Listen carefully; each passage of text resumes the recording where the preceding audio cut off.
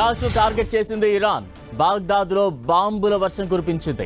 North Baghdad లోని తాజీ military base లక్ష్యంగా rocket డ్రోన్లతో దాడులకు పాల్పడింది. 2 కత్యూషా రాకెట్లతో అటాక్ చేసింది. బాగ్దాద్ అంతర్జాతీయ విమానాశ్రయం సమీపంలో పలు చోట్ల భారీ పేలుళ్లకు పాల్పడింది.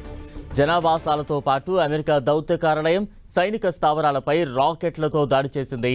డ్రోన్ దాడి తర్వాత ఇరాక్లోని బాస్రాలోని హాలిబర్టన్, కేబిఆర్ ప్రాంతాల్లో మంటలు చెలరేగాయి. ఇరాక్ రాజధాని బాస్రాపై దాడులు జరగడంతో బాగ్దాద్ సైనిక విమానాశ్రయంలో డ్రోన్ కూలిపోయింది. సైనిక విమానాశ్రయంలో ఒక డ్రోన్ కూలిపోవడంతో మంటలు అంటుకున్నాయి. బాగ్దాద్ విమానాశ్రయం చుట్టుపక్కల ప్రాంతం ఇటీవలి రోజుల్లో పదే దాడులు జరగడం కలకలం రేపుతోంది.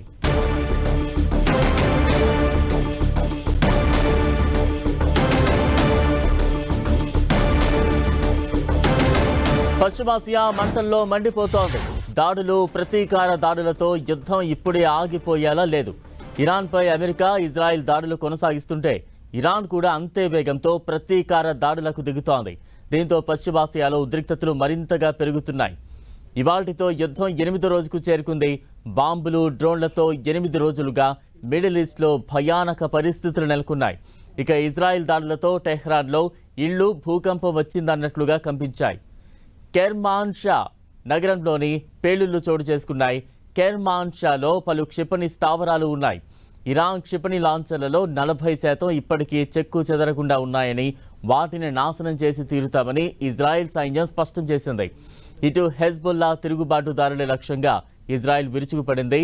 లెబనాన్లో రాజధాని బీరూట్ శివార్లతో పాటు పలు ప్రాంతాల్లో ఇజ్రాయెల్ బాంబుల వర్షం కురిపించింది. అంతకుముందే టెల్ అవీవ్ హెచ్చరికలు జారీ చేయడంతో 1,00,000 మందికి పైగా బీరూట్ శివారు ప్రాంతాలు, దక్షిణ లెబనాన్ను విడిచి వలస వెళ్లారు. బీరూట్లో ఇరాన్ రాయబార కార్యాలయం సమీపంలోనూ ఇజ్రాయెల్ దాడి చేసినట్లుగా సమాచారం. మరోవైపు ఇరాన్ యుద్ధ నౌకలే టార్గెట్గా అమెరికా దాడులకు దిగుతోంది. ఇరాన్ డ్రోన్ వాహక నౌక ఐరిస్ షాహీద్ బఘేరీపై తాము దాడి చేసినట్లు అమెరికా సెంట్రల్ కమాండ్ తెలిపింది. ఇటు ఇరాన్ కూడా ఏమాత్రం వెనక్కు తగ్గడం లేదు. పశ్చిమాసియాలో ప్రతీకార దాడులను ఇరాన్ ముమ్మరం చేసింది.